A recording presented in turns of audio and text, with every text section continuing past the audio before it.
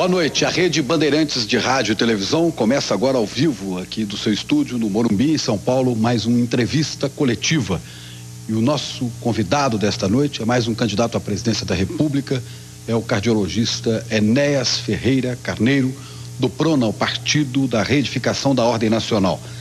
Enéas tem 55 anos, casado, 3 filhos, disputou a sua única eleição em 89 como candidato à presidência da República e na época teve pouco mais de 360 mil votos. O candidato do PRONA vai ser entrevistado por jornalistas da Rede Bandeirantes de Rádio e Televisão e temos aqui conosco os companheiros Antônio Teles, Luiz Gutenberg, Luiz Nassif, Alberto Luchetti e José Paulo de Andrade. E para abrir o nosso debate de hoje, vamos ter também, havia me esquecido, a participação de representantes de entidades e instituições da sociedade, como o senhor Márcio Valente, que é coordenador do PNBE, o Pensamento Nacional das Bases Empresariais, Fernando Guzmão, da União Nacional dos Estudantes, Rubens Staffner, que é diretor de desenvolvimento do IBEF, que é o Instituto Brasileiro dos Executivos Financeiros, e Gisela Gorovitz, que é conselheira da Associação Brasileira das Mulheres de Carreira Jurídica. Os telespectadores também podem participar do nosso entrevista coletiva através do telefone 842-8000, 011 para quem está fora de São Paulo, 842-8000. Eu quero abrir o nosso entrevista coletiva de hoje com a primeira pergunta ao candidato Enéas Carneiro. Boa noite, doutor Enéas.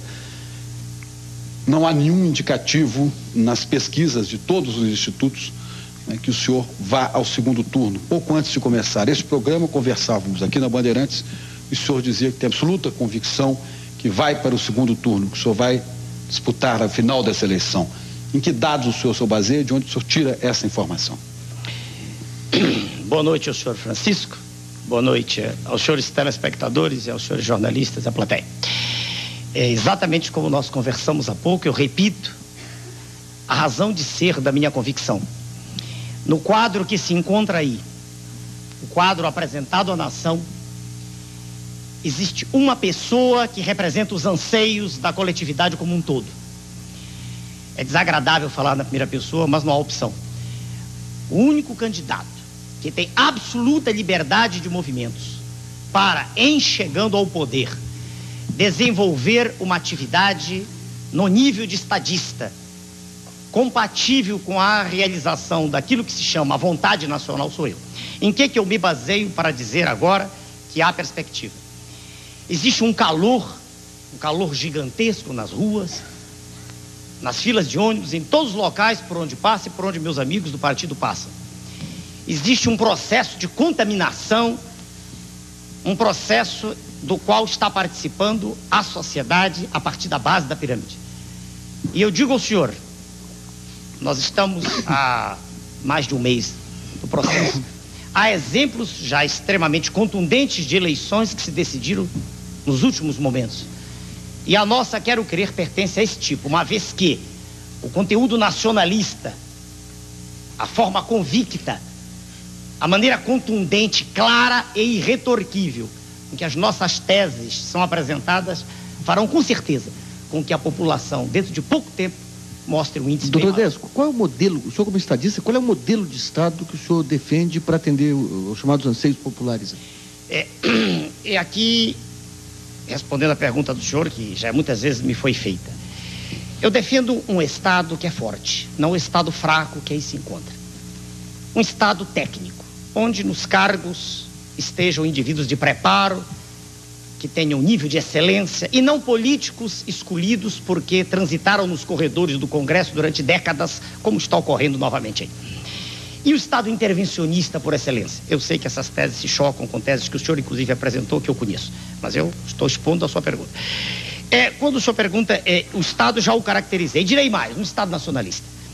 Um Estado que vai lutar para fazer com que um país rico como o nosso deixe de ser servo no cenário internacional, uma vez que é ponto de vista meu e do grupo que está comigo, que riqueza não é um papel pintado, riqueza não é um papel emitido nos Estados Unidos, riqueza é um subsolo como nós temos, o mais rico do planeta. Riqueza é uma fonte de energia inesgotável que os países dos trópicos têm, como o nosso, Fonte essa que nos dá, em um dia de sol, o equivalente em energia a mais de 300 mil usinas de Itaipu. Os países ditos ricos não têm energia. Se não tem energia, não tem nem futuro. E por isso é que existe toda essa gritaria internacional, né, da qual infelizmente fazem parte dirigentes nossos, no sentido de tentar convencer a população brasileira que ela não tem futuro, que ela é pobre mesmo e que tem que abrir o mercado, abrir tudo. Essa é a nossa tese. O governo nosso será absolutamente nacionalista. Quanto à forma do poder nazista, quanto à inspiração panteísta, não é isso? Bom, quanto à ideologia, seria uma tecnocracia. O senhor está perguntando ou está afirmando? Se o senhor está afirmando, eu me calo. Se o senhor está perguntando, eu respondo. Eu estou tentando estabelecer uma relação entre o que o senhor afirma e os modelos que nós conhecemos. Não, eu quero saber se eu tenho o direito de responder. Claro. Certo, pois não. Se fosse uma assertiva, eu me calaria. Eu sou disciplinado. Claro. Se o senhor disser é assim, eu me calo. Eu estou num programa dos senhores. Eu estou num programa dos senhores com regras e obedecerei às regras. É para responder. Não é nazista, uma vez que o Partido Nazista foi criado, já existia antes o Partido Operário Alemão, depois se transformou em nazista. Mas ele teve como seu líder máximo representante o senhor Adolf Hitler, que partia de um pressuposto ideológico que é diametralmente oposto àquele que nós do Prona defendemos. Aliás, no primeiro parágrafo, né, daquilo que foi o manifesto nosso, que está registrado em cartório e à disposição de quem queira lê-lo, está escrito assim: nós, brasileiros de todas as partes, de todos os credos, de todas as raças, eu quero crer que esse primeiro pressuposto já se choca frontalmente com a tese nazista, que o senhor deve conhecer muito bem, da discriminação. Primeiro ponto. Por acaso, pessoas de todas as raças, de todas as partes assinaram esse documento? Olha, eu tenho... Aqui na plateia tem um colega japonês que é da raça amarela. Eu tenho colegas... Eu sou mestiço, claro, dá pra ver, né? Descendo de brancos, negros, índios. E tenho colegas negros na Executiva Nacional. Eu não fui procurá-los para ter representantes, não. Os indivíduos não são bons ou maus porque são brancos, negros ou amarelos. Eles têm uma bagagem genética e essa bagagem recebe influências do meio e coisas boas ou más vão vicejar na dependência da estimulação externa. Então, você poderia relacionar todas as ações, todos os serviços que vão ser prestados pelo Estado nesse modelo que o senhor defende? Perfeito. Pergunta clara, como é natural. Bom, primeiro, o Estado vai intervir no sentido de evitar o que vem ocorrendo. Vamos falar de riqueza.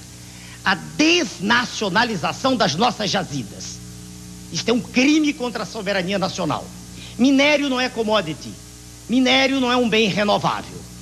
E os nossos minérios do subsolo são mandados para o exterior de há muito, né? Como se fossem bens renováveis. Eles resultam, veja o senhor, de um processo geológico numa escala de tempo que é muito superior à de uma vida humana. Então, enquanto os Estados Unidos detêm suas reservas estratégicas, nós exportamos como se fossem bananas as nossas riquezas, das quais o nosso pobre povo não tem nem noção, não tem nem ideia de que existem. Isso se refere a manganês, a ferro, manganês fundamental para siderurgia, ferro, isso para estânio, isso para alumínio, na bauxita, inclusive bauxita refratária, e isso valeria uma hora de discussão, mas saiamos deste assunto para outros.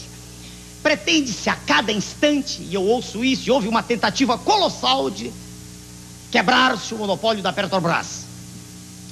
O nosso partido é radicalmente contrário a isso, e digo por quê para o senhor. Uma empresa eficiente, uma empresa que em 40 anos de existência investiu mais em capital do que todas as multinacionais instaladas no país em 100 anos. Elas todas investiram 72 bilhões de dólares. A Petrobras sozinha investiu 82 bilhões. Pode interromper. O senhor é um grande profissional aí de cardiologia. O senhor ganhou essa excelência técnica de mão beijada ou o senhor disputou muito para chegar onde chegou? Não entendi. O senhor é um grande especialista em cardiologia. Nós conhecemos a sua reputação. Muito obrigado. O senhor chegou onde chegou? De mão beijada, ou batalhou? Eu cheguei através de um esforço extremo, que é o esforço que a Petrobras fez desde 1954. Por que peraí. A Petrobras perfurou algumas centenas de poços. Nos Estados Unidos, eles perfuraram dezenas de milhares. Estão num patamar que é pequeno. Por que a competição pode ser ruim para a Petrobras, no caso? é simples. Petróleo é energia. Aliás, do nosso ponto de vista, está saindo isso no nosso livro, que estará, se Deus quiser, para toda a imprensa à disposição, lá pelo final do mês, o nosso projeto completo de governo. A Petrobras, o senhor perguntou em que seria, perdão, perdi. Por que a Petrobras, a competição seria nociva, a Petrobras, se ela será tão estimulante em outras áreas? Sim, eu respondo ao senhor. O grande problema não é a competição, ela é extremamente válida em muitas áreas. A questão é que energia é poder. Energia, não há nada que se faça no mundo sem energia, nada. Nem no nível da matéria inanimada, nem no nível da matéria viva. Se nós não nos alimentarmos, dentro de pouco tempo pereceremos. E, no nosso ponto de vista, é perigosíssimo, dado um fato que é notório para qualquer pessoa que tenha um mínimo de lucidez, ou poder que tem o capital estrangeiro aqui, hoje, no nosso país. É perigoso, do nosso ponto de vista, que se quebre o monopólio, no sentido de que atrás de capital nacional, quer dizer, como existem de mineradoras, quer dizer, como o ICOME, por exemplo, um nome nacional, mas atrás venha um potencial gigantesco, né, de países do primeiro mundo, do G7, e que nos tire aquilo que nos dá soberania. Nesse sentido apenas, nesse momento em que nós dizemos que não faz sentido, do nosso ponto de vista, que se abra o monopólio. Mas deixa eu só entender Entendi perfeitamente, senhor. Beleza. Jazida embaixo da terra não é riqueza. Opa, aí eu discordo do senhor. Ela vira riqueza quando é trabalhada, quando se vende, quando se trabalha, quando se utiliza na siderurgia, embaixo da terra. Como é que o senhor pretende, no caso aí, segurando as jazidas, como é que o senhor pretende fazer uma exploração? De que capital que o senhor acha que o Brasil pode dispor para fazer uma exploração? Qual seria a exploração racional dessas jazidas? Perfeito. Bom, primeiro, eu me permito discordar do senhor, e não vai nisso de respeito. É o natural nas discussões, né? O papel não é riqueza. O papel é apenas um instrumento de troca, mais nada. Riqueza é aquilo que eu tenho, aquilo de que eu posso lançar mão. O minério é riqueza. Se o senhor disser, não é em ato, do ponto de vista aristotélico, é em potência, sim. Mas pode ser transformado. Precisaríamos de um empurrão. Nós temos hoje riquezas em papel no Brasil que estão se esvaindo de forma criminosa. Isso não é noticiário, né? Isso não sai nas primeiras páginas. Honra ao mérito, há poucos dias atrás saiu no jornal O Globo, né? Uma notícia pequena, mas saiu. Nós pagamos valor extraordinário de serviço da dívida interna, e o senhor também conhece o assunto muito bem. O Globo publicou em torno de 4 bilhões de dólares mês passado, mas ele se referiu apenas ao pagamento dos títulos que estão em poder do público. Ele não se referiu aos títulos que estão no Banco Central, aos quais o Tesouro também paga juros. Não, isso aí anula. Desculpe, aí anula. A informação, eu vou dizer a fonte. É soma de zero, hein? Não. A informação, chequemos depois. Os telespectadores, os senhores, é do professor Dércio Garcia Munhoz, que é titular de Política Econômica da Universidade de Brasília. É equivocada essa informação. Então o senhor discorda do professor Munhoz. Muito bem. O Globo diz 4, eu não tenho números na mão, eu vi apenas com a caneta na mão, não tenho nada para lhe mostrar. Estou com a cabeça apenas. 4 bilhões de dólares foi o número publicado. Então trabalhamos com 4 e não os 6, que é a informação de que eu disponho. Ano passado, em 93, agora o dado é oficial, não há como negá-lo. O Serviço de Saúde todo do Brasil teve um aporte de 6 bilhões de dólares, quando deveria ter de 12. Então o senhor imagina, aceitando o seu número, que eu não tenho como provar que o meu é real, quase tudo que se gastou em um ano está sendo gasto. Tudo bem. Agora você tem a saúde e tem o investimento em minério. Por favor. Tá, desculpa. Eu estou só dizendo que durante a década passada, 100 de bilhões de dólares, um valor vultoso, foi gasto pagando serviço da dívida interna. Eu não estou nem falando, veja o senhor, no descaminho. Eu não estou falando no que sai pelas fronteiras, eu não estou falando em pedra preciosa, é nada disso. Eu estou falando naquilo que é pago oficialmente para um sistema financeiro que está apodrecendo a nação. Aliás, não é só nossa, todo mundo considerado em desenvolvimento, que não tem nada de desenvolvimento, que é subdesenvolvido mesmo. Esses valores são monstruosos. Não se necessita dessas cifras tão grandes para atuar, veja o senhor. E ainda mais porque, se o senhor trabalhar com o minério, imediatamente quando o senhor o retira, e se o senhor o manufaturar... Tem que ter capital. Não, porque esses 6 bilhões que o senhor falou, esses 4 bilhões... 6 bilhões. Os 4 bilhões da dívida interna, se o senhor somar ao que falta à saúde hoje, vai dar para atender a saúde. Não, mas aquilo foi o ano... Senhor Luiz Nassif, aquilo foi o ano inteiro. Isso aqui é um mês. Não comparemos a escala. Um mês, esse serviço da dívida, por favor, esse serviço da dívida é de um mês. Aquilo foi o ano todo. Não, isso é de certeza absoluta agora. Sou médico, por favor. Isso aqui é um mês. E o serviço de saúde foi um ano. Um ano. E tem médico aqui do lado, 4 colegas meus. Por favor. O serviço de saúde do Brasil recebeu durante o ano inteiro 6 bilhões de dólares. O povo não sabe disso. Reclama porque o hospital está caindo aos pedaços. E os senhores financistas que vivem sem fazer nada, especulando, recebem por mês isso. A diferença é um mês para um ano. Então, recursos há. Como daqui a pouco falaremos da Previdência, recursos há de sobra. O que existe é toda uma farsa apresentada à nação, de modo ignominioso, dizendo que não há recursos. Eles existem. Eles aí estão. Dependem apenas de vontade Doutor de usar. Enéas. Pois não? O doutor Márcio Valente, do Pensamento Nacional das Bases Empresariais, um empresário, tem uma pergunta para o senhor. Pois não. Doutor Enéas, na eventualidade da sua vitória nas próximas eleições, eu gostaria de saber o que iria mudar na vida das empresas. Elas pagariam mais impostos, pagariam menos impostos? Como é que elas conviveriam com os encargos sociais? Elas seriam parceiras do desenvolvimento no governo Enéas ou seriam vítimas? Excelente pergunta. No nosso projeto, que está ainda no computador, ainda não está na impressora. Embora nós estejamos a um mês da eleição.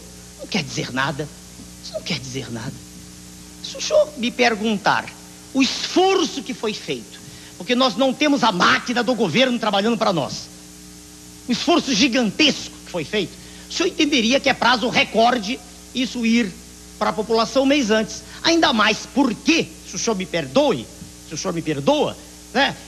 Todo o que está escrito no livro que eu estou dizendo aqui, no nosso partido não existe a contradição tão comum no meio político de dizer-se uma coisa hoje e amanhã o oposto, na dependência de um vice-presidente que entra ou que sai. Por favor, eu não quero que os senhores me amem, mas pelo menos respeitem um trabalho sério que está sendo desenvolvido.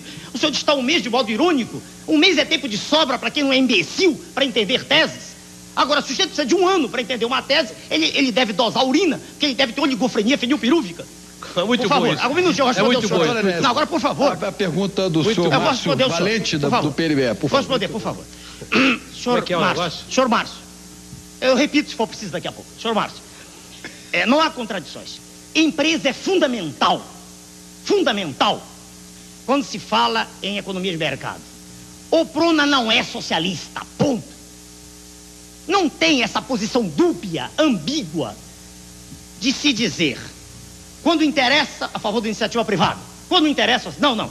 O Prona é a favor da iniciativa privada, ponto. Primeira etapa, respondido. Claro. E quando eu digo isso, digo de modo irretorquível, irrefragável. É a favor da iniciativa privada. O senhor não está falando num governo intervencionista? Como é que fala? Eu assim eu não termino de responder ele. Um minuto, terminarei. Essencialmente, o primeiro ponto meus do colegas seu, que aguardassem o próximo bloco. do seu Eu gostaria programa, que o senhor Eu respondo a completasse- cada um de cada vez. Eu gostaria que o doutor Enéas completasse a pergunta do empresário termino já. Márcio Valente e a Perfeito. gente vai para o intervalo com ele. Perfeito. O empresário. Para ser específico, depois a gente desenvolve, o Estado pode agir em duas coisas. Não o faz porque é fraco, extremamente fraco, porque os governantes têm sido pacóvios, títeres, bonecos na mão do capital. Como é que o Estado pode intervir? Pode intervir em tributação e em taxa de juros. Briguem à vontade, discutam à vontade, mas é nossa tese, nós a defenderemos até o fim. Taxas de juros e tributação. Então, no caso específico que o senhor perguntou da empresa, a tributação que é paga hoje é algo absurdo, é algo inconsistente, é algo ilógico. O Prona tem um projeto. Nós, num tempo recorde, trabalharemos com 4 impostos, 2 federais, 1 estadual, 1 municipal.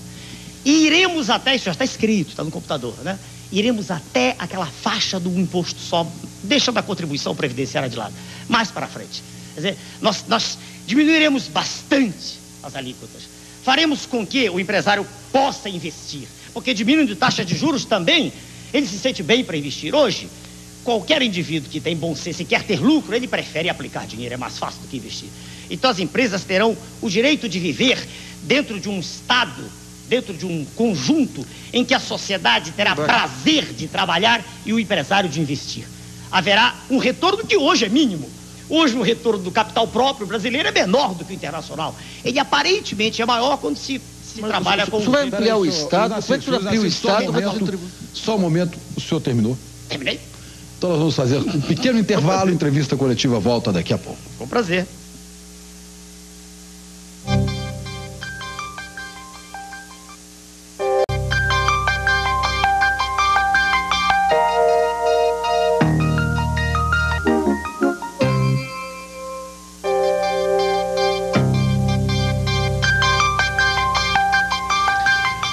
Rede Bandeirantes de Rádio e Televisão em entrevista coletiva, e hoje o nosso entrevistado é o candidato Enéas Carneiro do Prona, candidato à presidência da República. Eu tenho duas perguntas aqui de telespectadores, doutor Enéas. Um vem de Guarulhos e outro de São Paulo, Nelson Oliveira e Adnan Abbas. Eu vou juntar as duas porque, de certa maneira, elas têm um ponto em comum. O senhor eleito, pergunta o senhor Nelson, fechará o Congresso? E o senhor Adnan Abbas pergunta se o senhor não se considera um verdadeiro ditador. O segundo nome eu não gravei? Senhor Nelson, o segundo? Nelson Oliveira pergunta se o senhor vai fechar o Congresso uma vez eleito. E o segundo? E o senhor Adnan Abbas pergunta se o senhor não se considera um verdadeiro ditador. Para os senhores, cadê a câmera por lá? Agora para os telespectadores. Para os senhores telespectadores, muito obrigado pela pergunta. O senhor Nelson, resposta clara: fechar o Congresso não, é desnecessário. O Congresso é inepto, não há nenhuma necessidade de fechá-lo. Diante de uma vontade forte, de aço, diante da determinação inequívoca de mudar os destinos da nação, coisa que não há muito tempo, diante de uma palavra que não tenha compromissos com grupos alienígenas, diante de uma determinação de fazer com que, de fato, exista uma vontade nacional a favor de toda a sociedade, o Congresso naturalmente seguirá o seu caminho, que é o de defender também a sociedade. Para os segundos, não gravei o nome, é complicado. Adir. Adir, né? O senhor me perguntou se eu me considero ditador. A palavra exige que se faça uma análise do seu conteúdo semântico. Eu sou uma pessoa de determinação. Eu tenho convicção no que eu digo. Eu não sou um homem que vive titubeando. Eu não gosto do verbo achar. Eu passei a vida inteira estudando.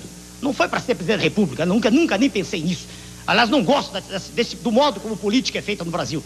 Não gosto dessa maneira mentirosa, hipócrita, né? Não gosto disso. Eu quero ser estadista. Então, se o senhor perguntar se eu me sinto um ditador, é difícil responder. Eu sou disciplinado. Quer dizer, quando eu chego num lugar, eu pergunto quais são as regras, e eu obedeço às regras. Então, quando nós estivermos no poder, haverá regras claras. Claras. Regras apoiadas na lei. E a lei será cumprida. Não tenha dúvida, senhor quanto a isso. Senhor Enéas, aqui. Senhor Enéas. Roberto Luquete, da Rádio Bandeirantes. O senhor fala que... O senhor respondeu a pergunta que não é ditador, não se considera um ditador. Não sei bem o que é isso. Mas eu queria fazer uma pergunta para o senhor, que é o seguinte. Quando o senhor fala no seu partido... Luquete. Meu nome é Luquete. Luquete. Quando o senhor fala no seu partido, o senhor não se considera no seu partido o que o Brizola é no PDT, o dono do partido? Não, senhor. Não, resposta clara também. Não. Posso explicar por que não? Pode. Não, perguntei, porque você pode ter... Não, fica à vontade. Pois não. Senhor Luquete, veja bem, quando eu fundei o partido, eu fiz apoiado em ex-alunos meus, médicos, que acreditaram no manifesto. E depois ele foi crescendo. Foi natural. Quantas pessoas são filiadas ao seu partido? Não sei. Não tem pra mim... Não sei por quê, porque são poucas ou porque são muitas? Não, nem porque são poucas, nem muitas, é porque eu perdi o controle disso. Eu teria que a cada instante estar ligando para cada regional. Quanto usar isso? Não tem a menor importância para mim. Eu cortei. Posso responder daqui a pouco, para terminar ele? Por favor, daqui a pouco. Isso não tem importância para mim. Partido político no nosso país não tem a menor importância. Eu vou dizer aquilo que o senhor perguntou em off agora. Se não um partido chamado PMDB, gigantesco dentro do Congresso, dentro das câmaras, na rua não existe. Na rua não existe. Se eu perguntar para qualquer cidadão sair à rua, sair de dentro do nosso estúdio aqui, perguntar, ninguém acredita. Então não tem importância nenhuma ser grande dentro do Congresso e ser pequeno fora. Muito bem, agora para o senhor Luquete. Luquete, é porque é uma pessoa chamada Luquezzi, é um professor de cardiologia. Eu sou Luquete. Luquete, já sei. Perdoe ter confundido. Senhor Luquete, não, eu digo que eu não sou dono, não. Por algumas razões. Primeira, porque eu não sou dono de nada, nem do meu corpo. Ele pertence ao universo, daqui a pouco eu vou embora. Nem da minha alma, que também não é minha, é do Criador. Então eu não sou dono de coisa nenhuma. Nem da minha mulher, porque ela é livre. Não sou dono de nada. Nem do meu pensamento, porque de quando em quando aparecem coisas, eu não sei como aparecem no meu pensamento. Claro? Não, então eu não sou dono. Não, para ser claro pro senhor, fui obrigado a rir um pouquinho que nós saímos de política, que a política me dá raiva, eu falo com indignação pelo que eles fazem com o Brasil. Mas fui obrigado a rir um instante. Veja o senhor, não, então eu não sou dono. Agora, se o senhor perguntar, colegas mais próximos do grupo de executiva, me conhecem bem, eles me conhecem bem e dizem assim, olha, isso aqui está errado.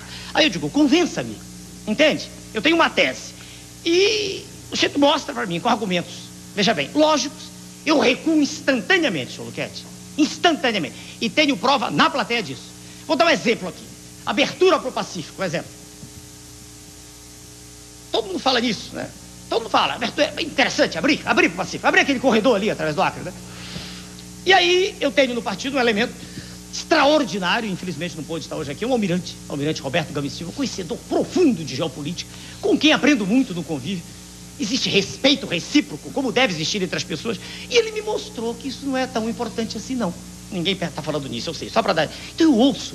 Agora, se eu vejo o menor interesse, veja o senhor, de alguém tirar proveito próprio, aí, perdoe, eu sou radical, não aceito. O partido, a meu ver, ele deveria se estruturar pensando na nação, pensando em nós, nos nossos filhos, pensando na sociedade como um todo. Não devia ser de um grupo, não devia ser partido assim como uma parte da sociedade, não. Ele devia ser um pensamento. O pensamento pode estar certo ou errado, não tem nada com isso, mas um pensamento defendido e harmonia entre os indivíduos daquele partido, para que não haja essa colcha de retalhos que a gente vê hoje. Doutor Enéas, o senhor, o seu partido tem um nome, para quem não sabe, o partido, o PRONA tem o nome de Partido da Reedificação da Ordem Nacional. O senhor é mensageiro dessa nova ordem? Inteligentemente. Ou de alguma nova ordem? Inteligentemente, o nome do senhor é? Antônio Teres. Senhor Antônio, perdoe-me, eu não gravei. O senhor Antônio Teres inteligentemente lança para um grupo dos telespectadores que conhece bem história a seguinte tese: Nova Ordem é o nome do Império Nazista. Né? Exatamente. Voltou a tese. E Nova Ordem também é o que pretende o grupo hegemônico do mundo, que tem também uma nova ordem. Não. Mas não é reedificação da ordem, então é uma nova ordem. Se o senhor quiser que a gente fique discutindo questões dessa natureza, quer dizer, do vernáculo, quando eu quis dizer reedificar, não é nada novo, é trazer o que já existia. Posso explicar? Reedificar é edificar de novo, é trazer a escola pública que já existiu, a escola séria, a escola onde o professor era respeitado, o professor ensinava e o aluno aprendia, e não esse faz de conta de hoje, em que não há compromisso. O professor diz: não, nós estamos aqui para debater, e sentam-se em torno de uma mesa e todos debatem. Bom, eu entendo debate sobre um tema quando o grupo que ali está entende do tema, mas o papel do professor, principalmente da escola básica, é ensinar, é transmitir conhecimento e também formar. Informar e formar. O debate é a posteriori. Então, o que eu quero é reedificar, é trazer de volta a escola que já existiu, é trazer de volta o hospital público que já existiu. Não precisa ser um hospital grande, a unidade de saúde pequenininha, um posto de saúde onde hoje só se toma vacina e só se faz tratamento tuberculose. Então o senhor está propondo uma ordem antiga. Isso, a volta. Agora falamos a mesma língua. Então não há nova ordem. Esqueçamos esta expressão porque ela é ruim para os tímpanos. Ela quer fazer crer ao telespectador uma associação que me desagrada. Ela não existe. Quando me comparam a um ditador apenas porque eu sou uma pessoa que é contundente quando fala, que acredita no que diz e que não está preocupado com o que vai dizer agora, porque na dependência do que disse ontem, eu não gosto da comparação. Entende? Quer dizer, nada de nova ordem. É aquilo que já houve. É o respeito ao cidadão. É a construção da cidadania. É o valor de civismo. É a bandeira, é o hino nacional. Pronto, quero que a lei de Mas o doutor Enéas Fernando Guzmão, da União Nacional dos Estudantes, tem uma pergunta para o doutor Enéas. Pois não, senhor Fernando. Doutor Enéas, minha pergunta diz respeito a um tema que o senhor estava abordando, que é educação. Pois não. E a preocupação da grande maioria dos estudantes. Sem dúvida nenhuma, o ensino público ele foi sucateado nos últimos anos, diminuíram essas vagas, as verbas foram cortadas, professores mal pagos que deixaram, inclusive, de ensinar. E isso, paralelamente, aconteceu com a ampliação do ensino privado. A escola particular, houve uma inversão de prioridades, a escola particular se ampliou. E hoje deixou de ser uma opção, passando a ser uma imposição. Eu queria saber, no seu governo, como o presidente Enéas trataria a questão do ensino público e como também trataria o problema do ensino privado. Porque hoje, inclusive, infelizmente, hoje as escolas particulares em Brasília fecharam as portas porque disseram que não vão respeitar a medida provisória das mensalidades, porque rebaixa o valor da mensalidade. Então, como o presidente Enéas trataria o problema da escola particular e do ensino público? Senhor Fernando, o nome do senhor. Senhor Fernando, a pergunta do senhor traz dentro dela já embutida a resposta. É uma questão de parar só e pensar. Se eu disse que pretendo trazer, eu e o grupo que está comigo, se nós pretendemos trazer de volta o que já existiu, é evidente, é axiomático, é inconteste, é inconcurso, que a escola pública vai ter nível de excelência. O nosso professor do curso primário, porque hoje é primeiro grau, esse amálgama em que se misturaram a problemática da criança e do pré-adolescente, foi tudo misturado, esse primeiro grau, nesse monstrengo que é a educacional, isso vai acabar. Vai voltar a haver a separação, como era no passado, primário, bonitinho, e o ginásio. Dê o nome que quiser isso, os nomes não têm importância, mas vai ser separado conosco. Isso estará publicado daqui. Aliás, há uma conferência de educação agora para a qual eu também fui convidado por força da lei, senão não teria sido, claro. Né? Claro. Então, veja bem, vai voltar essa escola sendo de excelência, como a escola que eu tive, onde aprendi a falar e escrever corretamente, e vai ser assim, porque vai ser feita uma cruzada cívica a favor da língua nacional também, de respeito ao vernáculo, nessa escola onde o professor vai ser bem pago, e há recursos também para isso. Não me venham com essa história que não há recursos de novo, né? Há recursos de sobra. O professor vai ser obrigado a ser reciclado, deputados não vão para o exterior com vantagens diárias de algumas centenas, $500 dia, para passear no exterior, não aprender nada, né? Porque não se pode investir em professor de modo contundente e exigindo dele o cumprimento. Então a escola vai ter nível de excelência, a primária, a básica. Com isso, o governo não tem o direito, veja o senhor, de fechar a escola particular, não. Senão estaria havendo uma contradição com a primeira tese, que nós respeitamos a iniciativa privada. Agora, a escola particular vai existir, mas no meu tempo, eu me lembro, do meu lado, naquela escola que era de Madeira, lá em Rio Branco, Acre, diretora viva ainda, né? Saudação à senhora Clarice Ficuri, diretora, estou falando para a tela, a senhora Clarice está viva ainda, diretora da minha escola, que era de Madeira, hoje está de alvenaria, só que a qualidade caiu muito de ensino, muito. Veja o senhor, naquela escola havia ensino de primeira categoria. Os indivíduos, filhos de famílias abastadas, para lá iam com prazer, os pais mandavam, o senhor está entendendo?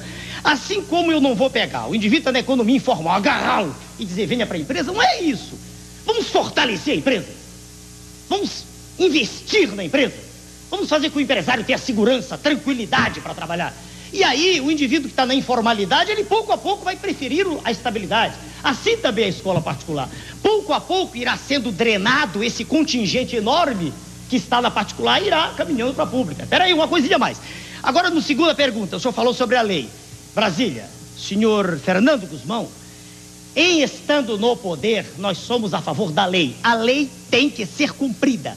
Se ela é boa ou má é uma questão a ser discutida a posteriori. O senhor entende? Lei existe para ser cumprida. Em 89 eu dispunha de 15 segundos para falar. Falava 14, eu cumpria a lei. Entende? Lei existe para... Senão não é lei. O senhor está entendendo? Então, se eu perguntar a minha opinião sobre o que está ocorrendo, eu sou radicalmente contra. Mas eu não tenho poder para intervir. Entendeu? Se a lei... Se há uma medida provisória que determina isso ou aquilo, ela tem que ser cumprida, ponto final. Mas o que eu perguntei é o seguinte, qual o tratamento que o senhor daria? Porque a escola particular hoje, pelo quadro do ensino público, ela na verdade é uma escola obrigatória. Porque se não tem vaga na escola pública, o pai, a família é obrigado a ir para a escola particular. Aí esse fato de Brasília.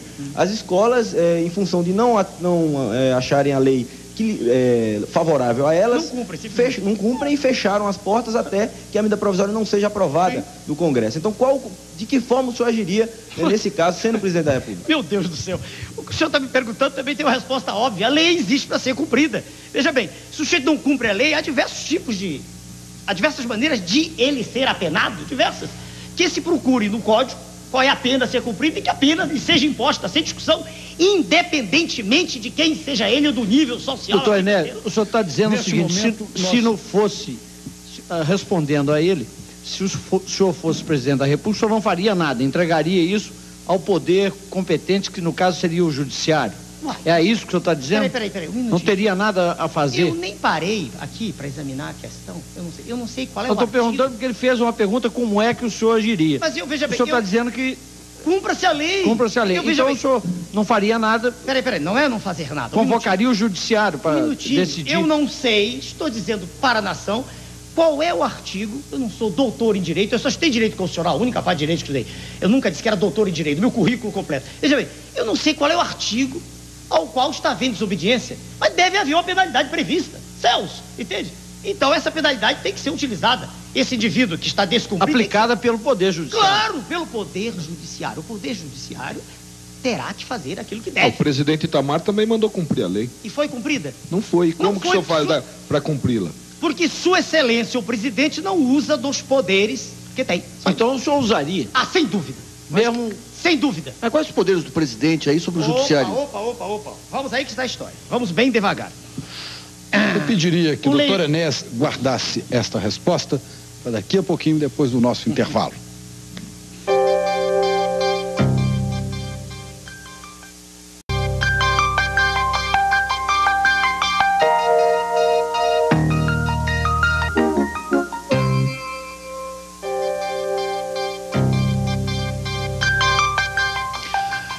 A Rede Bandeirantes de Rádio e Televisão está em entrevista coletiva. E o nosso entrevistado desta noite é o candidato à presidência da República pelo PRONA, o Partido da Reedificação da Ordem Nacional, o doutor Enéas Carneiro. No bloco anterior, havia ficado uma pergunta aqui do nosso colega Luiz Nassif. Eu pediria que ele refizesse a sua pergunta. Doutor Enéas, a pergunta é a seguinte: dentro de um regime democrático, aí o judiciário, o presidente não tem poder de prisão. Então é nesse sentido que eu perguntei qual seria a sua atuação como presidente nesse episódio. Eu estava... Bom, só completando, eu gostaria de acrescentar uma pergunta de Alexandre Murrier, do Rio de Janeiro.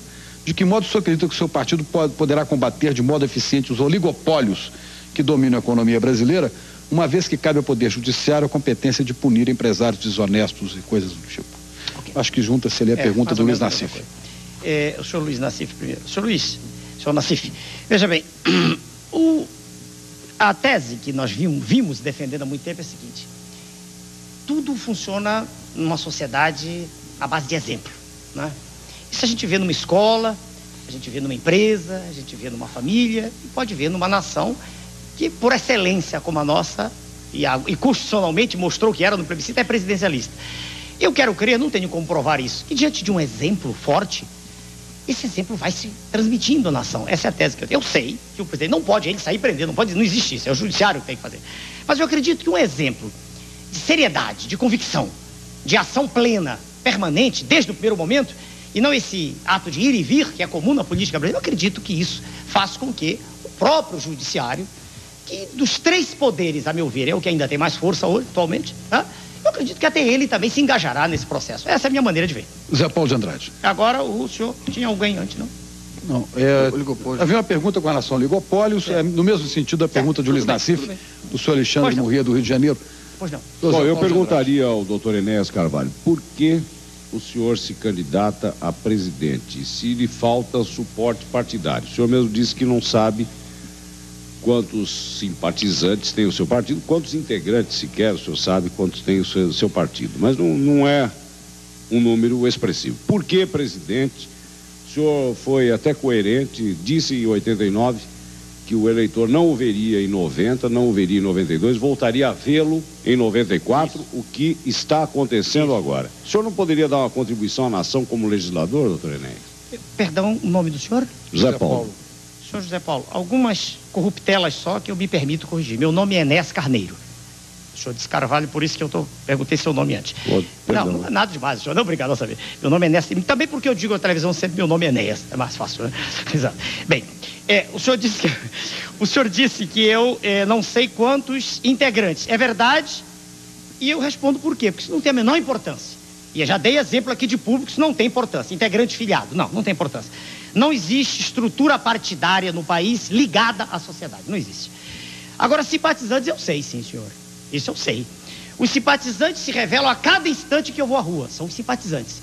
Não dos que gritam apenas Enéas, esses são um número grande, mas dos que se aproximam para me abraçar, para apertar minha mão e dizer eu estou do seu lado para endireitar o Brasil. Então eu sei quantos são. São um número bastante significativo. O senhor confirmou o que eu disse em 89, eu lhe agradeço a sua observação. Eu disse que não me candidataria a nenhum outro cargo. E a última questão, a não ser a presidente. E agora por quê? Porque, observando o quadro que aí está diante de nós, veja o senhor, de deterioração termodinâmica progressiva da ação pública. Isso é bom. Gutenberg, desculpe. Eu me impressiono com as suas expressões, são realmente muito curiosas. Muito obrigado. Eu passei a vida estudando, senhor. Reflete isso. Então, pro senhor. Pro senhor José Paulo, então. Estou me obrigando a sorrir, tá vendo? O programa tem um tom. O senhor não está com problema de labirintite, não, Não, doutor? senhor, não. Hein, doutor Enéas? Não, nenhum. Não, porque fala daqui, o senhor olha pra lá. Não, eu olho pra cá, pra que rir dali também. Tem problema de labirintite, eu conheço. Então, a natureza me deu um dom esse de fazer com que haja um ambiente descontraído, a pessoa ri, isso me agrada. Esse é um dom do Criador, né? Veja bem, eu não gosto é quando se mistura isso com as teses que eu defendo. Uma coisa é a pessoa ser agradável, não ser fechada, trancada, sisuda, quer dizer, conseguir fazer com que os outros riam. Outra coisa é não ter nada para dizer. E como legislador, o senhor não poderia ser mais útil à nação? Não, deixa eu dizer, senhor Zé Paulo, né? Sabe por que não, senhor Zé Paulo? Um legislador, por mais culto que seja, por mais interessado que esteja em resolver os problemas da nação, ele não consegue. Deixa eu dizer para o senhor, hoje quem manda na nação, realmente, e aqui fora não, eu estou dentro, quer dizer, mas fora, ninguém sabe, quem manda são os líderes partidários. O senhor ainda há pouco mostrou tanto apreço pela lei, agora o senhor está dizendo que o legislador não pode fazer nada? Uai, eu estou falando da coisa já feita.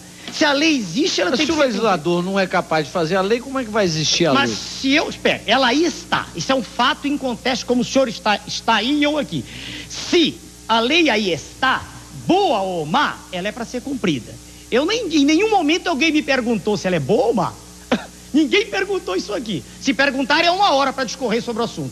Sobre a qualidade. Peraí. O senhor faria melhor? O senhor faria melhor, senhor? Legislação? O legislador não é capaz de fazer a lei. Um minutinho.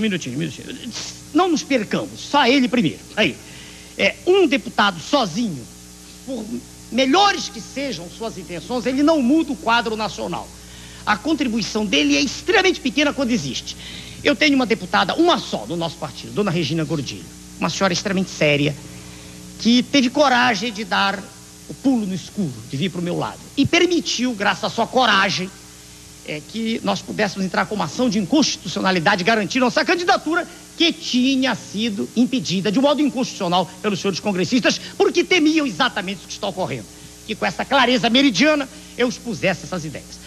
Então, um deputado não tem como mudar a nação. Já num país presidencialista como o nosso, o presidente da República, por ser o símbolo nacional, ele tem esse poder. Ele pode. Por isso eu me candidatei. Está respondido, senhor. Doutor Enéas, deixa eu fazer uma perguntinha, voltando. Quem está falando? Só uma retificação aqui. Aqueles 4 bilhões de serviços da dívida por mês não existem, viu? Opa! Existe de 600 a 800 milhões. Um minutinho. Sabe o que? Deixa eu ver. 600 a 800 milhões, e que é muito dinheiro. É muito dinheiro. Vai dar, no final do ano, uns 8 bi para 10 bilhões. Posso redarguir? Posso? Pode, claro. O senhor está convidado, de público, na frente de todo mundo, para que nós chequemos esses dados onde o senhor quiser. Não tem. Não, porque senão eu digo uma coisa, o senhor diz outra e minha palavra contra a sua. Não, olha. 4 bilhões de dólares, 4 bilhões, esse conjunto, é o valor noticiado pelo Globo. Não, tá bilhões, peraí. E a pessoa que me dá o número 6 bilhões é o professor Dércio Garcia Munhoz, titular de Política e Economia Brasília. Outro nome, o professor Marcos Coimbra, professor da Escola Superior de Guerra, e o senhor deve conhecer, que o senhor já esteve... Não, assim não. Quer dizer, o senhor tem um número, eu tenho outro. Não, eu vou explicar o meu número, o senhor apresenta o seu aí. Não, mas eu não trouxe nada. Eu vim... Mas eu apresento a lógica. A lógica o senhor... Lógica é da sangria da nação, que a nação não sabe. Eu sei, mas deixa eu... A lógica do valor. Eu apresento a lógica do valor, o senhor rebate. Pois não. Nós temos um estoque aí de dívida disponível de 40 e poucos bilhões de dólares. E um juro real. Em poder do público. Em poder do público. E um juro real. O senhor disse aos quais não se paga o juro. Professor, se o Tesouro paga para o Banco Central, tá dentro do governo, não sai para fora. Isso não existe, isso aí. Não existe.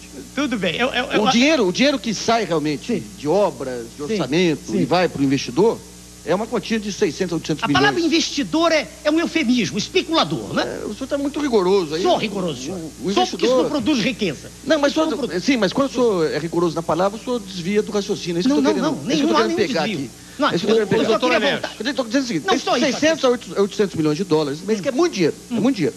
Agora é insuficiente para atender a todo... Sem dúvida. Essa história. Agora eu pergunto o seguinte, o senhor tem de um lado... O senhor fez uma proposta de ampliar a ação do Estado. Sem dúvida. De outro lado, o senhor tem uma proposta de reduzir os tributos. Como é que soma isso aí? Uai, mas na medida em que todo mundo sabe isso, qualquer estudante de economia, na medida em que a alíquota cai, a base de arrecadação aumenta. Isso é primário. Primário. Quanto mais imposto o senhor cobra, mais o indivíduo sonega. Então, nesse limite, se o senhor acabar com todos os impostos, vai arrecadar o infinito. Não. Ainda bem que a sua lógica não chegou a isso. O que o senhor está falando é é um sofisma. Claro, sofisma. mas claro, estou chegando no no monte de areia do qual eu tiro um grão. Você tem limite para baixar e para ter um resultado. Não, mas é perfeitamente possível chegar-se a uma alíquota. A ideia do imposto único, que é a ideia muito bonita. Muito bonita. Contra ela está todo o sistema. Quanto o senhor acha que o senhor pode arrecadar reduzindo? Quanto o senhor vai reduzir de alíquota e quanto que o senhor acha? Vamos pegar qual o estudo matemático que o senhor fez? Vamos pegar o imposto único que aí está. 0,25%. Em abril, a arrecadação foi de 150, mais ou menos, números redondos, milhões de dólares. 0,25, se o senhor multiplicar por 8, o senhor tem 4, que é a proposta do professor Marcos Sintra.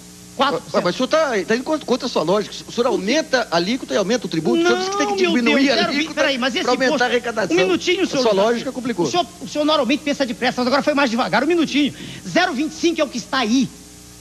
A ideia do imposto único é 4%, não é 0,25%. Mas o senhor mesmo disse que quando aumenta impostos, reduz a arrecadação. Por favor, mas ele substituirá todos os outros, senhor. Mas o senhor está falando meu. Que isso? A sua lógica não está batendo. Não, está certo. O senhor que não está acompanhando. O IPMF foi mais uma sordidez que o governo fez contra todos, contra até as empresas. E todo mundo que emite cheque. O IPMF foi um imposto a mais. Eu estou falando do único no qual se baseou a tese espúria do IPMF. Então, no imposto único, proposta bela do professor Marcos Sintra, com toda a controvérsia que possa existir, ele pressupõe 4%. 12 de quem emite, 12 de quem retira. Isso representa 8 vezes os que existe hoje. Só uma perguntinha. Primeiro, não é 4, é 1 de quem... É 1 de cada lado. Meu Deus do céu, eu tenho o livro dele. O segundo é o seguinte, professor, deixa eu perguntar uma coisa. Espera aí, o senhor discorda de mim, nós não temos... Eu tenho o livro dele. Eu pediria só... Assim não dá. Perguntar uma coisa, senhor. Concluísse o seu raciocínio, há outras perguntas aqui, a pergunta também do auditório, senão nós vamos terminar nunca. Deixa eu fazer só uma perguntinha em relação a isso. Não, mas não, olha, quando agora ele negou um dado que eu tenho. Os juros internacionais, professor, hoje estão na faixa aí, moeda forte. Pequena. Vamos pôr, exagerando, 8%. Eu não falei juro internacional. Falei daqui. Deixa eu chegar lá. Vamos reedificar a ordem do programa. 8% ao ano. O doutor Luiz Nassif faz uma pergunta. Tá. O doutor Enéas responde uma 15 pergunta. 15 segundos. Você tem um juro de 8% ao ano. Tem 15 segundos, senhor Luiz Nassif. Vou marcar aqui. Vou marcar aqui. Por que eu usaria cheque se a cada transação eu pago 4%, que equivale a metade do juro anual em economia desenvolvida? Por que eu usaria cheque? Bom, a ideia é que quando eu tiver esse imposto, eu teria eliminado essa carga tributária. Ele substitui tudo mais. Mas não responde. Responde, porque todos nós pagamos mais de 4%. Respondi. É de 4%? É 4%. Por que eu usaria cheque se vai me levar metade de uma remuneração? Quando eu emito cheque, meu Deus, está havendo uma... Eu pago 2, o outro é que vai pagar 2. É 2%. 2% é menos do que tudo que eu pago hoje com todos os 58 impostos que aí estão, sem dúvida. Precisamos uns 2 centavos e lemos o livro. Doutor Enéas, o senhor tem na sua biografia, o senhor tem uma vida interessante, normal. Obrigado. Quer dizer, o senhor foi um bom aluno de escola, o senhor... Excelente aluno, professor. Excelente aluno, diz a sua diretora. O senhor foi um sargento, né? Primeiro lugar de turma também. O sargento. O senhor disciplinado. Depois tornou-se médico, é um cardiologista respeitável, que dá cursos de pós-graduação, né? Com grande sucesso em São Paulo, no Rio, etc. E forma turmas especialistas de eletrocardiograma, tal. Tudo bem. Por que o senhor, para fazer política, tem que dar um salto? O senhor não cumpre um programa normal, o senhor não organiza um partido, o senhor não vai no Congresso. Organizar? Mas eu tenho registro definido. Desculpa, interrompi. Por que o senhor não faz uma bancada? Por que o senhor não avança progressivamente rumo ao poder? Será que o senhor quer ganhar pela excentricidade, pelo exotismo, por essa insolência com que o senhor faz a sua propaganda? O senhor não acha que é perigoso expor-se uma pessoa séria, com a vida profissional respeitável que o senhor tem, a uma espécie de brincadeira? Porque, na verdade, nós somos analistas de política e não conseguimos enxergar esse otimismo do senhor. Aparentemente, pelo menos, o senhor não tem a menor chance de se eleger. Pergunta, o senhor está demorando. Pois é. Não tinha chance de se eleger. Como é que o senhor... Por que o senhor não faz? O senhor tem 15 segundos. Por que o senhor não faz? Já passou muito mais, eu quero o direito de resposta. Agora ele tem mais 15. Por que o senhor não faz? O caminho normal. O caminho normal de chegar ao poder. Aqui doeu as regras. É isso aí. Ok, eu quero saber que tempo eu tenho, senhor Francisco. O senhor tem o tempo necessário à resposta, por favor. Que beleza. Que resposta inteligente. Por favor, responda. Eu não gravei, eu estou escrevendo aqui o primeiro, eu quero gravar seu nome Luiz mesmo. Gutenberg. Senhor Luiz. Senhor Luiz, primeiro sobre organizar. Organizar um partido já foi feito. Ele tem registro definitivo. Aliás... Mas isso é a parte formal. Ué? Olha, as descrições das suas assembleias no seu consultório são risíveis. Peraí, são risível que a imprensa pessoas. fala. Peraí. Ah, não, o senhor já falou, agora é minha vez, por favor. O senhor me dá o direito? Minha vez. O senhor tem o direito. Senão eu não o interrompi. Veja bem. Eu pediria que o senhor fosse sucinto como costuma ser. Só isso. Mas você pode falar. Peço um pouco mais do que os 15 segundos, Sim. dado o fato de Confio no seu bom senso, Muito doutor obrigado. Enes. Pelo-ei. Organizar é cumprir a lei, eu o fiz. Ter bancada não significa nada. Senão o partido que tem maior bancada seria respeitado na rua e é ridicularizado. Resposta 1. Insolência, não. Eu tenho apenas contundência. Eu o trato com todo o respeito. Em nenhum momento houve de minha parte nenhum ataque verbal. Apenas existe contundência, convicção de quem fala. Por que eu não faço o caminho normal? Porque se ser normal é pertencer a uma manada de búfalos, muito obrigado, eu não pertenço. Eu não quero estar fazendo o que todos fizeram, ir e vir. O presidente da República vai, volta a senador. O outro é governador, volta a vereador. O outro é isso não é carreira. Carreira é soldado, cabo, sargento, até... Eu nunca vi um almirante voltar a ser sargento. Carreira é a carreira militar, é eclesiástica, etc. O que existe no meio político é um processo cínico, sórdido, de estar sempre no poder. Qualquer cargo serve. Um minutinho. Último, quando o senhor disse que os senhores são analistas de política, é um direito que os senhores têm de pensar que eu não tenho chance nenhuma. Um direito que os senhores têm. E o direito que eu tenho, ninguém me tira de acreditar no processo. Eu não estou falando para os senhores são apenas o meio através do qual eu falo para a massa. O que me interessa é conquistar, não os senhores, com todo respeito, é a população. Eu quero ter o direito, e eu o adquiri organizando o partido, de falar para a população, para que ela saiba que eu a represento. O senhor fala... Um minutinho, eu estou falando. Quanto ao que se fala de ver chance, senhor, há pessoas que só veem o que lhe mostram. Eu peço desculpas. Vamos lá. Muito bem. O senhor concluiu? Perfeitamente. O senhor Rubens Staffner, diretor do desenvolvimento do Instituto Brasileiro dos Executivos Financeiros, faz uma pergunta para o senhor do nosso auditório. Senhor Rubens? Doutor Enéas. Onde está? Pois não, senhor. A minha pergunta é relativa à função do Banco Central. O mercado financeiro representa uma parcela importante da economia nacional, onde participam todos os segmentos da sociedade. E é necessário que esse mercado tenha tranquilidade suficiente e não fique sujeito às oscilações políticas. Bom, como é que o senhor entende a atuação do Banco Central? Como é que o senhor vê um Banco Central independente? Bom, esta também é pergunta de Gilberto Souza, do Rio de Janeiro, que nos telefonou no 842-8000. Qual a posição de Enéas em relação às atuações do Banco Central, do Banco do Brasil também, acrescentando, e da Caixa Econômica Federal? Perfeito. Para o senhor Rubens, com todo o respeito à sua pergunta, como toda pergunta merece, nós temos no PRONA posição clara e inequívoca quanto a isso. O senhor disse, em sua alocução, que o sistema financeiro precisa ter tranquilidade. Concordo. Mas eu discordo de que o sistema financeiro deva ser o segmento da nação mais privilegiado. Eu entendo o sistema financeiro como um dos elementos, não como o mais importante. Nós vivemos hoje, os países ditos em desenvolvimento, uma ditadura financeira. Ditadura pura do capital. E do pior que é do capital improdutivo. E eu respondo ao senhor, é nossa posição com a qual ninguém é obrigado a concordar. Nós pensamos assim, se o Banco Central for independente, vamos fazer eleição para eleger o presidente do Banco Central. Não vamos eleger o presidente da República. No nosso modelo, é nosso, ninguém é obrigado a aceitá-lo. No nosso modelo, o Banco Central estará afinado com a política da presidência da República. Pode haver um órgão intermediário, isso é irrelevante, mas estará afinado. Essa é a nossa resposta. Nós vamos fazer um pequeno intervalo, entrevista coletiva, volta daqui a pouco. Até já.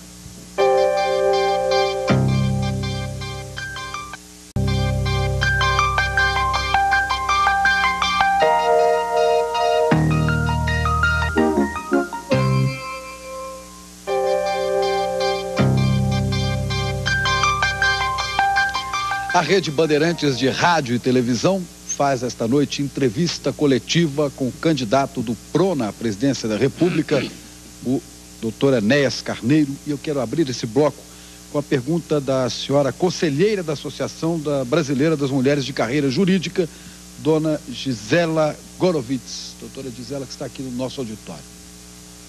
Doutor Enéas, com os temas reforma agrária, escalada da miséria, o senhor armaria uma equação?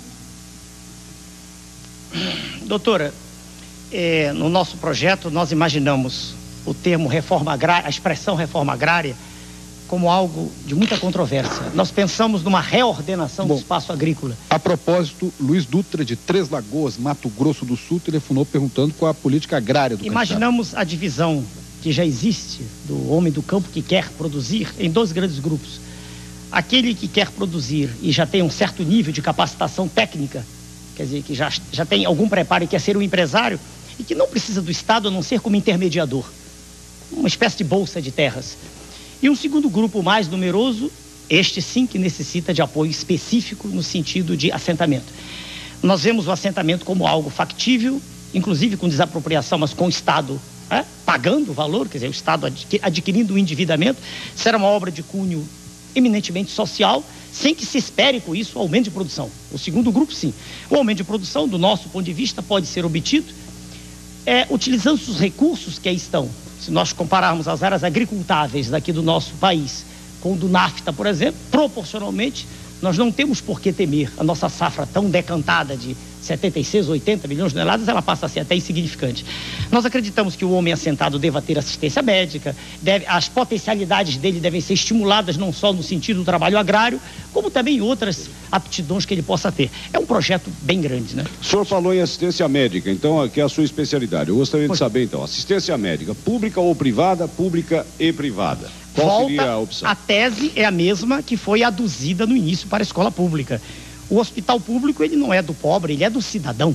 Quando um cidadão comum, cai na rua desacordado, se ele tem se ele cai e ainda está consciente, ele pode, se tiver dinheiro, ele chama até o helicóptero. Mas se ele está desacordado, se ele cai desacordado, pobre ou rico, ele vai para o hospital público. O hospital público é o direito de todos. Então, da mesma maneira, o Estado vai intervir, vai fazer com que o sistema de saúde volte a ser o que devia ser. Você acha que o médico tem que ser um assalariado, doutor Inês? Sem dúvida, como qualquer outro. Por que não?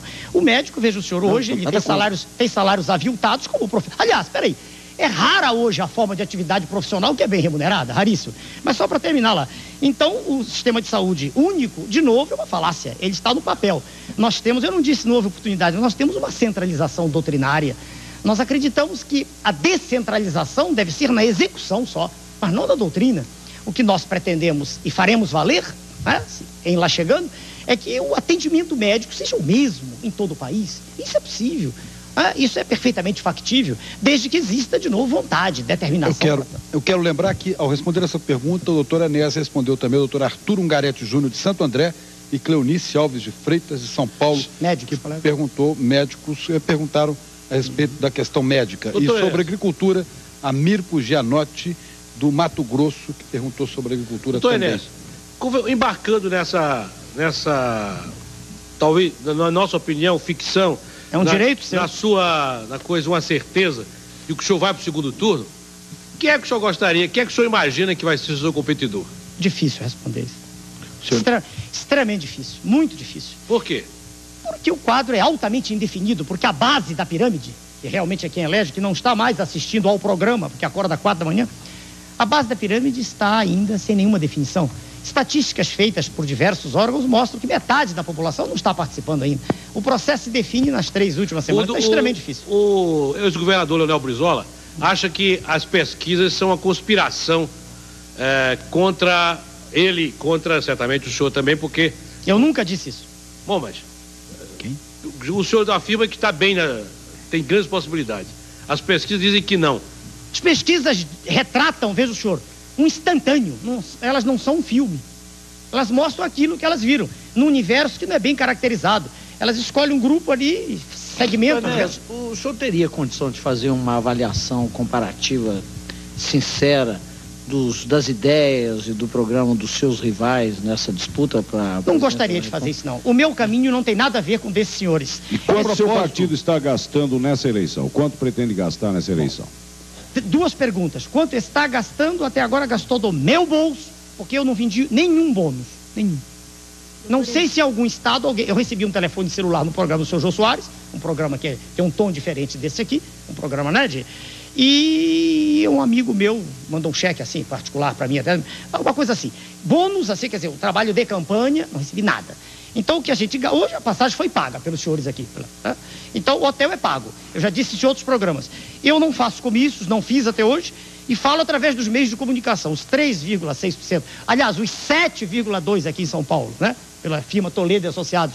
Os 6% em Brasília e em torno de 6% no interior de Minas, são reflexo apenas disso. A base da pirâmide não foi alcançada. Agora, sem dinheiro fica difícil, né, doutor?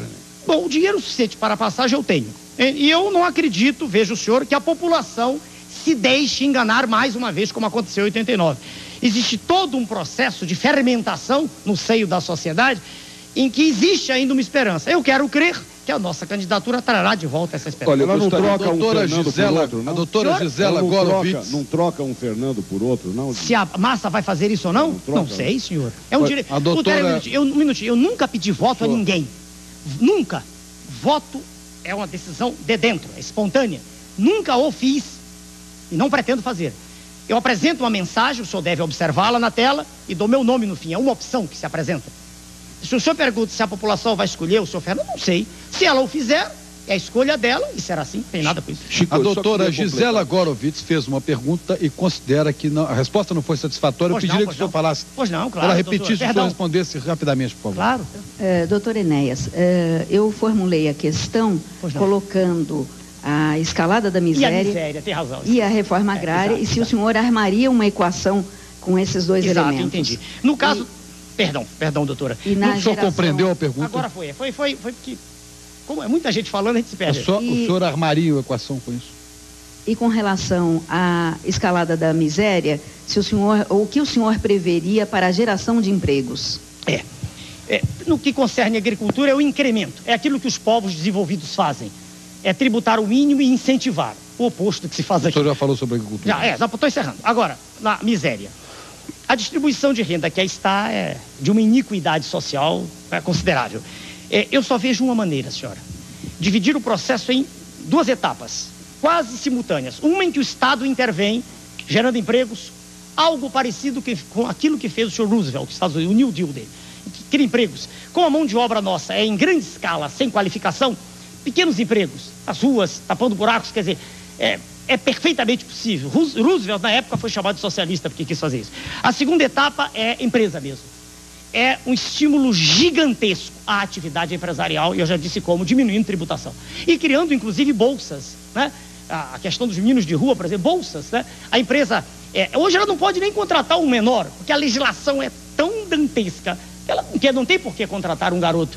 Então, criando condições para que o empresário fique tranquilo, entende? Que ele possa empregar, eu quero crer que isso é sanável. Chico, eu queria fazer uma colocação, que na outra parte eu pediria, a partir de agora, nós estamos chegando ao final, eu tenho uma série de perguntas aqui do telespectador que eu gostaria de fazer um bate-bola rápido que eu vou colocar. Eu pediria então que a gente agisse o senhor insinuou que alguns candidatos têm ajuda, e quando o Gutenberg falou do seu plano de governo, o senhor falou que ele não foi nem impresso ainda porque o senhor não tem dinheiro. Mas não disse isso. Não foi impresso, eu não tive tempo útil. Tudo bem, mas o senhor insinuou que tem candidatos que recebem ajuda do governo. Quem são esses candidatos? Olha, eu não tenho como documentar, provar. Mas o senhor deixou entender que tem alguém que recebe ajuda do governo. Veja bem, eu quero crer que se o dinheiro aparece... Bom, vamos ser claros. Para quem, senhor Enéas? Vamos lá. Sua Excelência, o candidato do governo, que é ex-ministro... Quem é? O nome dele? Que necessidade, todo mundo sabe. Sua Excelência, o senhor Fernando Henrique. O homem que era ministro, Sua Excelência, Sim. O cidadão que era ministro, é um homem que tem um programa milionário. Milionário. Graças à ajuda do governo? Não sei, não posso afirmar. Mas o senhor está insinuando. Veja bem, é difícil caracterizar isso. Veja, essas coisas... Então não pode insinuar, senhor Enéas. Ou pode? Eu estou pensando para lhe responder. Não, corrijamos a expressão do governo. De fontes não conhecidas. Pronto, fica melhor. Não. Melhor. O senhor falou aí em estado forte intervencionista. Não conhecidas. O senhor falou em estado forte técnico intervencionista. Técnico intervencionista e nacionalista. Sem dúvida. Guardei bem. Sem dúvida. Doutor Enéas Carneiro. Sem dúvida. Não vou errar de novo. Sem dúvida. O senhor me lembra muito Jânio Quadros, que dizia que o Estado deve ser forte e ágil. Esse intervencionista não seria o ágil do Jânio Quadros, não. Que tinha como gurus políticos Nasser e De Gaulle. Quem são os seus gurus políticos? Eu não tenho gurus, eu admiro o ex-presidente francês, de Gaulle, admiro pela personalidade, eu admiro qualquer pessoa que tem determinação. Nasser também? Não conheço bem a trajetória, não conheço bem a personalidade, eu era criança, né? Não tem. O de Gaulle, sim. Agora, quando o senhor pergunta sobre o Estado, sobre ágil, a palavra para mim, ela, de novo, ela é de um linguajar extremamente moderno. Ágil é rápido, ágil ao pé da letra é isso. É um Estado que intervenha naquilo que a sociedade espera dele. Hoje o Estado é servo da classe política, é inimigo da sociedade, é isso. Bom, eu tenho aqui uma série de perguntas do telespectador, eu vou começar a falar rápido com o doutor Enéas, pedir que faça um bate-bola rápido com essas perguntas. Não vai conseguir falar mais rápido, né? Hermelindo Trevisan, de São Paulo, pergunta, eu pediria rápidas respostas, que é um bate-bola. Que proposta o senhor tem para os aposentados? Receberem uma aposentadoria digna depois de terem trabalhado 3 décadas e meia. Isso é possível? É possível, sem dúvida. A história da Previdência, eu não há mais tempo aqui, é outra farsa também. Bom, Jefferson de Corumbá pergunta se o senhor acredita em Jesus Cristo. Sem dúvida. Josué Gonçalves de São Bernardo do Campo, o senhor é a favor da pena de morte? Totalmente contrário a qualquer forma de eliminação da vida. Contrário à pena de morte, contrário ao aborto. O aborto, o senhor responde contrário Daniel Melo de Brasília. E Marcílio Duarte de São Paulo, o senhor é a favor de controle da natalidade? Controle de modo educacional, não controle de modo através de intervenção. Ensinar as pessoas que é muito mais fácil educar um número menor de filhos do que uma prole muito grande. Leonardo José Paulino de São Paulo, o senhor vai fazer o que com o Plano Real se eleito? O Plano Real é uma ficção, não dá tempo para explicar aqui. Existe hoje... O senhor vai acabar com a moeda, é isso? Não é acabar com a moeda, é criar uma série de condições que façam com que realmente a moeda tenha valor, e não isso que está aí, que é uma farsa. Marcos Lima do Recife, qual a situação das Forças Armadas no seu governo? Reaparelhadas para que possam ter o seu lugar no papel de defesa da segurança e da integridade do território nacional. Hélio Ferreira Lobo de Barbalha, no Ceará, o que o senhor pensa do projeto de mudança do curso do Rio São Francisco? E o senhor tem algum projeto para resolver o problema da seca? Sem dúvida, o projeto já é antigo, não é meu, é de muito tempo atrás. A perenização das águas dali daquela região, a utilização das águas subterrâneas, tudo isso está dentro do nosso projeto para o Nordeste. O Nordeste, na verdade, não tem seca, ela é fabricada. Isso é uma farsa também. E o serviço militar obrigatório? Sem dúvida, porque sem serviço militar obrigatório, nós não teremos forças armadas com jovens imbuídos de um ideal para defender a nação. Quando você fala segurança externa ou interna, ou ambas? Segurança, eu citei, da nação em relação ao exterior. A segurança interna só em momentos de absoluta necessidade. Mas talvez esse momento já esteja existindo. Como, por exemplo, fazer cumprir as escolas fazerem cumprir a lei? Não, nunca pensei nisso. Nunca pensei. Estou pensando no que concerne, por exemplo, a situação do Rio de Janeiro, onde 3 pessoas conhecidas minhas foram assassinadas há pouco tempo agora. Bom, Eliana pergunta de São Paulo, pergunta o senhor se é a favor do serviço militar para mulheres. Nunca pensei nisso. Eu não tenho nada contra, tem que pensar nisso. Nunca pensei. Rui Barbosa da Bahia, mas Rui é de Itabuna. Barbosa nasceu no dia 5 de novembro, o senhor Rui Barbosa. Bom, esse é de Itabuna. Pensei que era o senhor Rui Barbosa. Não, eu estou dizendo que Rui Barbosa de Itabuna, na Bahia. Você está vivo, não é o Rui Barbosa da história. Pergunta como o senhor combateria a corrupção no Estado. Não, isso está respondido. Ação firme, enérgica, né? A Mauri de Almeida Campo Grande, o senhor já falou sobre distribuição de alimentos no Brasil, qual seria o projeto? O senhor falou nisso? Não. Quando falou da agricultura? Eu não gosto dessas coisas, eu não gosto de nada disso, não, desse processo de estar dando comida, isso não resolve nada. Tá? Claro que naquele momento em que o indivíduo está morrendo de fome, um prato de comida resolve, mas a médio prazo isso tudo é uma farsa. O que tem que ser feito é gerar emprego, o que tem que ser feito é investir na empresa, o que tem que ser feito é diminuir tributação, o que tem que ser feito é diminuir taxa de juros, o que tem que ser feito é privilegiar o capital produtivo em detrimento do capital especulativo. De que maneira o futuro presidente Enéas tratará da dívida externa? Até agora só os ministros da Fazenda e presidentes nunca tiveram coragem de tratar a dívida com dignidade. Ricardo Rissuti, o radialista de São Paulo. É muito difícil mexer no último acordo que foi feito agora. Esforços extremos serão desenvolvidos tentando melhorar o acordo, mas o acordo já foi fechado agora há pouco tempo. Bom, há outras perguntas aqui que não vão dar tempo. Eu gostaria só de selecionar 2, uma de Paulo Carvalho, de São Paulo, que pergunta: se eu não tivesse concorrendo à presidência, em quem o senhor votaria para senador, governador e presidente? Também é, de certa forma, a pergunta de Carlos Benedito de Osasco, que fala qual seria o seu segundo candidato. Em quem o senhor votaria para governador, presidente e senador se o senhor não fosse candidato? Agora o Prona lançou seus candidatos, mas há muito tempo atrás, movido de indignação absoluta com o que eu vejo na minha terra, terra na qual eu nasci, e que vejo entregue às baratas há muito tempo atrás, eu vinha anulando meu voto. Em quem o senhor votou a última vez, senhor Neto? Última vez foi no senhor Jânio Quadros. Última vez. Estava em 1960. Antes do regime militar, antes da ditadura. Quando ele foi candidato à presidência da República. Jânio Quadros foi antes, né? Ah, mas não foi para prefeito de São Paulo. 60. Não, prefeito de São Paulo não. Votei antes. 1960 para presidente. É, E o senhor ficou satisfeito com a performance dele? Não. É uma farsa também, não? Por isso que o senhor não votou. É uma farsa também, senhor? Minutinho, um de cada vez. Mas é uma farsa também? Um de cada vez. Eu votei no senhor Jânio Quadros, eu era um garoto e eu acreditei no que ele dizia. Foi uma farsa? Difícil responder. Muito difícil. Eu era um rapazola, não tinha as informações de que disponho hoje e fiquei triste com o resultado. Fiquei triste, inclusive, com a renúncia dele. Muito triste. Ele teve 6 milhões de votos e a renúncia, a meu ver, foi uma decepção. Foi isso. Mas ele falava um pouco parecido com o senhor. Um português ele era muito messiânico, bom. Além de falar esse preciosismo da língua, ele gostava... Falar corretamente, senhor, não é preciosismo. É dom de quem aprendeu a própria língua. Muito bem. O senhor está falando com o escritor Luiz Gutenberg. Eu peço desculpas. Não é Por favor. O senhor tenta ironizar uma discussão. Minutinho. O senhor tenta ironizar uma conversa séria. Eu estou falando para uma população ávida de informações, ávida de saber o que um candidato à presidência da República tem a fazer por ela. Então o senhor me perdoe. Quando o senhor ironiza, eu falo a linguagem. Repare que eu não preparo, não tenho nada, tenho um papel em branco. Faltou falar, doutor Enéas, do menor. Quem está falando? Faltou falar do menor. Zé Paulo. Senhor Zé Paulo. O senhor defende o direito do menor ficar na rua? De jeito nenhum. Rua não é lugar de ninguém morar. Que seja consultado aqui nesse programa, Sua Excelência, o juiz de menores do Rio de Janeiro, e ele exporá com clareza, com muito mais propriedade e conhecimento de causa, a tese que é também hoje nossa do Prona. Rua não é lugar de menor. Aliás, ninguém está dormindo. Eu estou satisfeito. Bom, Josué Machado, de São Paulo, pergunta como presidente da República que atitude o senhor tomaria com a situação que atualmente ocorre de violência no Rio de Janeiro. Não, acho que já foi respondido. E como o senhor se considera politicamente, ideologicamente, Pablo Vínias do Rio Grande do Sul? Difícil. Definir linha hoje de atuação política é muito difícil. Esquerda e direita se mesclam hoje.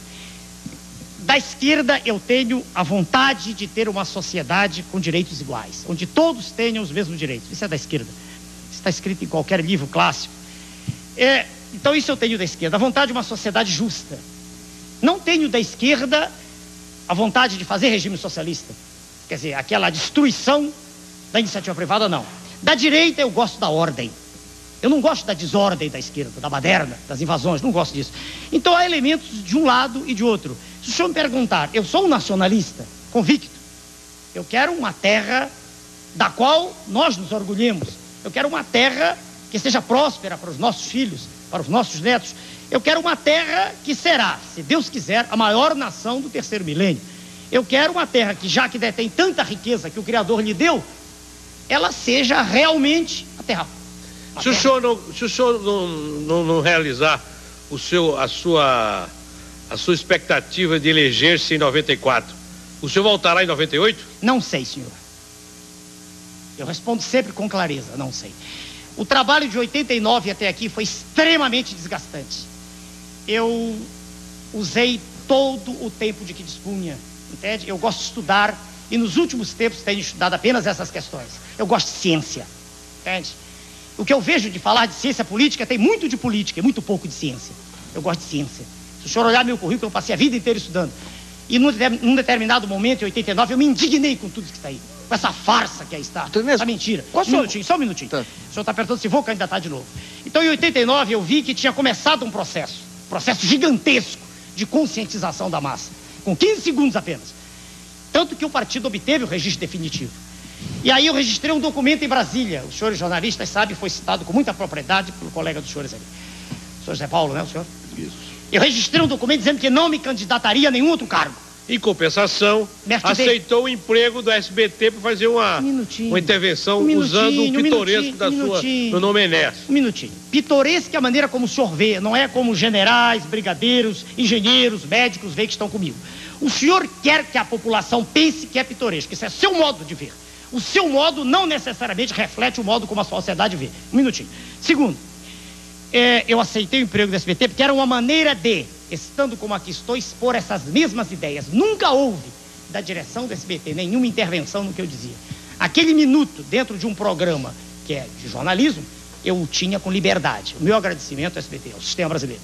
Então eu repito, naquela ocasião eu deixei no documento impresso a ressalva, que me candidataria outra vez, né? Poderia ou não fazê-lo. Eu não registrei nenhum documento agora. Então, para ser bem claro ao senhor, eu não sei se candidataria. Doutor Enéas, faz uma pergunta. Como é que o senhor encara aí, o senhor estava falando em ciência, a sua especialidade? Qual é o papel que o Brasil, qual é a dimensão hoje da... Medicina? Dessa medicina mais voltada cardíaca e qual o potencial que se tem no Brasil para virar um grande centro? Eu pediria que o senhor fosse tão rápido quanto possível nessa resposta. Entrou no assunto, é difícil. Veja, senhor, do ponto de vista de assistência, nós estamos muito mal. Assistência efetiva, muito mal. Nós temos núcleos de excelência, como o Instituto Coração em São Paulo e muitos outros, Paraná, Rio Grande do Sul, Rio de Janeiro. Mas no atendimento básico, veja o senhor, ao cardiopata, ao hipertenso, ao coronariopata, nós estamos mal. Nós estamos mal não é por culpa dos nossos colegas médicos, é por culpa do Estado, que está fraco, ineficiente. Nós estamos muito mal. Agora, nós temos núcleos de excelência que fazem tudo para despontar e que competem com as melhores organizações no exterior. E sem dúvida, senhor. Quem o senhor acha que estaria bem no seu governo como ministro da Saúde? Eu dei aula para mais de 20 mil pessoas. É facílimo escolher, senhor.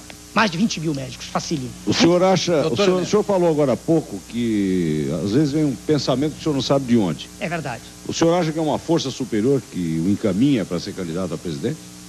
Se eu respondesse isso de modo insensato, precipitado, eu estaria sendo mentiroso. Se eu dissesse ao senhor, agora, nesse momento, e para a população, eu sinto que Deus, eu estaria sendo, perdoe-me, ridículo diante de mim mesmo.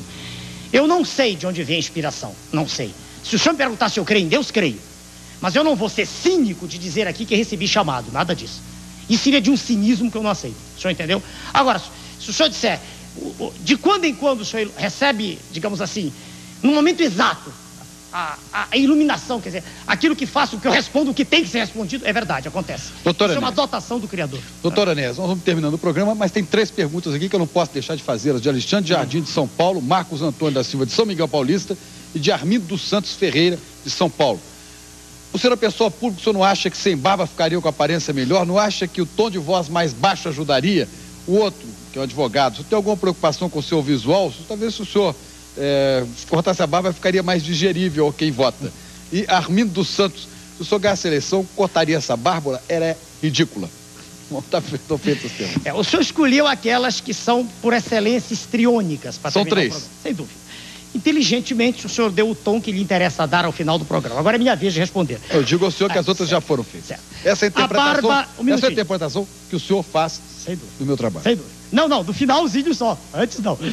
A barba porque não tem nada... O senhor me desculpe, elas não teriam tanta relevância quanto outras que foram feitas, e eu então as guardei por serem as últimas para o final. O senhor não vai receber todas. Vou responder. A barba não tem nada a ver com o processo político. Eu deixei crescer na década de 70, quando eu estava escrevendo um livro. O trabalho de ter que fazer barba todo dia me cansava, e eu, quando percebi, não era mais barbudo, já estava barbado. E gostei, deixei. Não tem nada a ver com o processo político.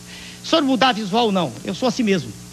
E para aquele que diz que é mais digerível, eu respeito o seu direito. Eu não estou pedindo voto ao senhor, estou me apresentando à população. E a última eu nem me lembro.